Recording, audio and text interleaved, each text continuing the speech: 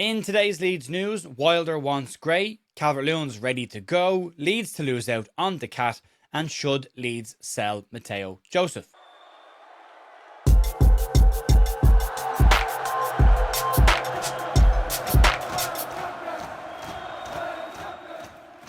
Hey folks, welcome to the Leeds View for Thursday the 12th of March with your Leeds United news. Jer here. I hope your week is going really well. It's not been what you'd call a really busy news week for Leeds. We're in that weird spell just after a transfer window and before an international break where it tends to get a little bit quiet, and then we have the run-in.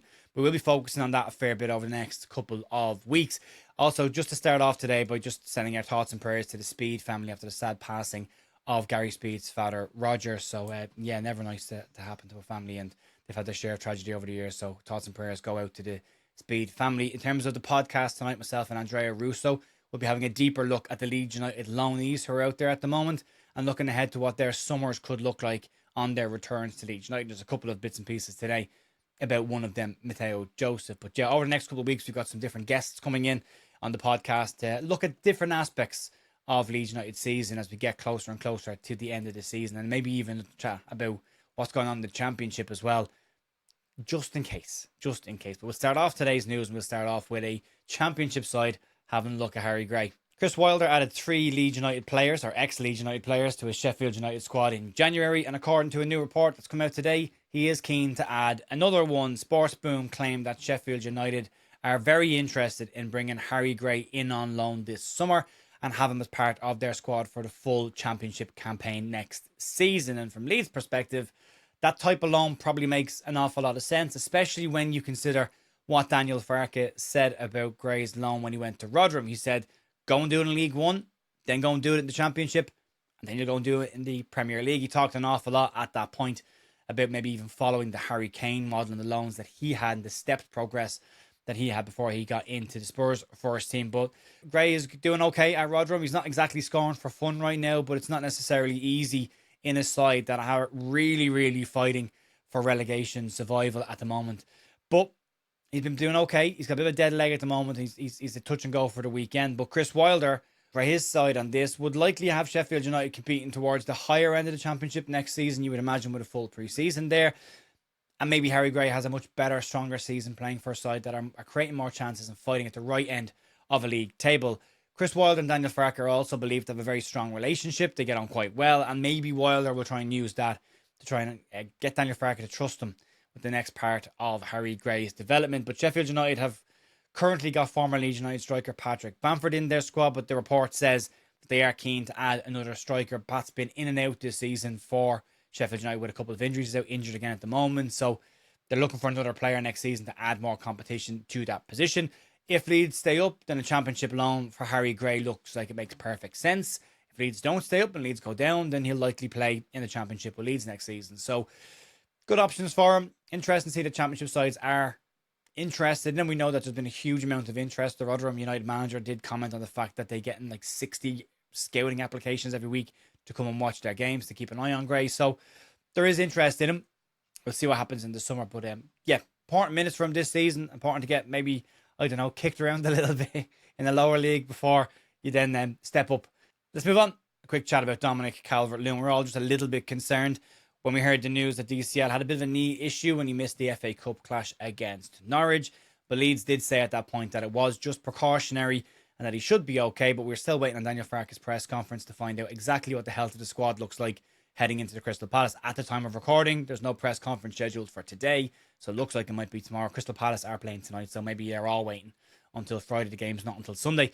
But Calvert-Lewin has been speaking about this, and he has given an update, and he says he's ready to go. And he was speaking to CBS Sport, and on this he said the following: everything's good. It was always the plan to take a little break of a few days after the double game week that we've just had in the Premier League. So everything's going to plan. Back in training tomorrow and ready to go. That was done earlier in the week, so from that perspective, we know he's back in team training, or at least he was back in team training. We'll get the full update from Farke when the press conference finally happens. But he was also speaking about his positive start to his Leeds United career and what he has found encouraging about this, and he said the following: just consistency. I've been at this for a little while now, and it's inevitable that sometimes you hit difficult periods and good periods.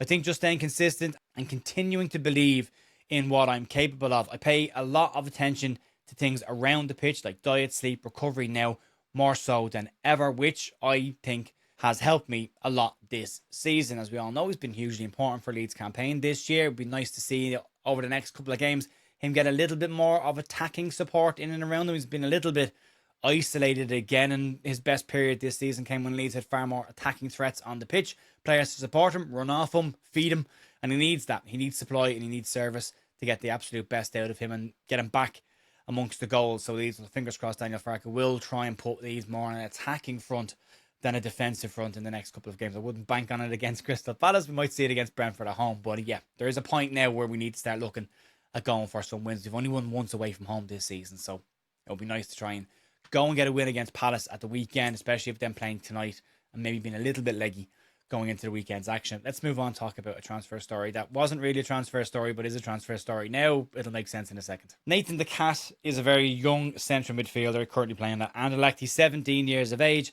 and has been labelled as one of the hottest prospects in European football. He's fitting into the Martin Odegaard model when he was a younger player, with lots of clubs around Europe having a sniff and keeping an eye on this young man's development. There are tons of clubs eyeballing him, and up until this point Leeds haven't really been mentioned with him. There's been no talk of Leeds watching him or trying to sign the player this summer, but a report has come out today from Voteball Krant, and their journalist Philip Hughes has said that Leeds United are interested in the Cat, but he won't be coming to Leeds, and any chance that Leeds had of getting him is off the table. He won't be moving to Leeds. In his piece today, he said that if he moves, it won't be to Leeds United or Everton. So he's name dropped two clubs there that up until this point haven't really been mentioned with him. He does claim though that the Cat has been on Leeds United's shortlist for a while. They've watched him repeatedly over the last season, and he is a central midfielder that Leeds United are very interested in. But as I say, there's a lot of European interest in him, and you will likely have the bigger clubs like Barcelona and Real Madrid,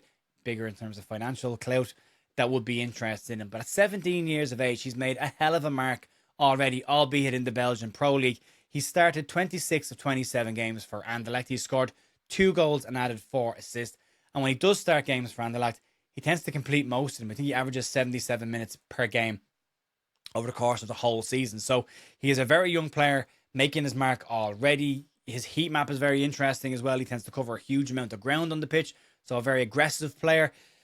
Not a small lad either. So he would be what Leeds would look for in a central midfielder, but it's not exactly what Leeds have been going for recently. Leeds have tended to go for the 26, 28-year-old players coming into their peak, but they also probably need to start making that squad a little bit younger and bringing a few players in. Whether Daniel Farke will play the younger players or not remains to be seen. The record's not fantastic on that, but he is an interesting player. But yeah, according to Voteball Krant, any talk of him coming to Leeds, and there will likely be no more links with him on the back of this, they said if he does go, it won't be to Leeds and it won't be to Everton. It'll be other clubs that he'll likely move on to. So that's the end of that before it ever really got started. But there you go. We'll have to check him out anyway. He's an interesting looking midfielder.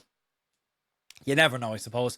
Let's have a quick chat about Matteo Joseph. As we start to get closer to the end of the season, we're going to hear an awful lot more about the Leeds United loanees who are all out there and what their futures will look like at the club as they start to return to Leeds come the end of this season. We're going to talk tonight with Andrea Russo an awful lot more about that. We're going to look at the main Leeds United loanees who have been out there and what their futures could look like this summer. Take a bit of a closer look at their loan watch stuff than we tend to do normally, of the minutes they've played, the impact they've had, the games and goals that they've been involved in. But Matteo Joseph is the latest one worth having a chat about. And there's a lot of talk right now that Leeds United should potentially consider cutting ties with Matteo Joseph and sell him once the summer transfer window opens. And a lot of this could be down to what Matteo Joseph himself decides to do and how he wants to approach returning to Leeds in the summer. As we know, Matteo wasn't happy with his lack of minutes in the Championship last year. He refused to go on the summer tour and training camp in order to try and force a move to, at the time, Real Betis.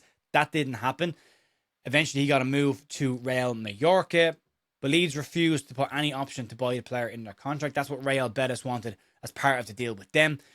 They managed to send him off to Mallorca without that, because Parag Morate is said to believe that he's got a very bright future at the club, and at the very minimum, a very good season where he'd go out, get goals, play minutes, would definitely increase his value. So if he was to come back and didn't have a future at Leeds, they could potentially sell him on. But that's not exactly worked out perfectly. He has ticked some of the boxes that Leeds would have wanted this summer. He has played plenty of minutes at Real Mallorca. He's started 17 league games. He's played 26 league matches overall. But the goal ticking box is the one that's lacking a little bit, but it's not necessarily all Matteo Joseph's fault. Joseph has scored 2 goals this season and has added 2 assists. But the bulk of this season, he has been playing as a wide attacker. Now, that's changed over the last couple of weeks when the manager has changed. He's been put more into a central position. But what you would expect from a wide attacker is far more assists than 2. There are now calls that Leeds United should consider moving Matteo Joseph on this summer and not fall into a similar situation that they found themselves in with Illan Meslier and even to a degree Joel Piroud this year. Having a player who's not going to be playing games and is just sitting on the bench in value is likely depreciating as a result of that. But Leeds did spend £3 million on Matteo Joseph when they brought him in the first place, so they need to get more than that.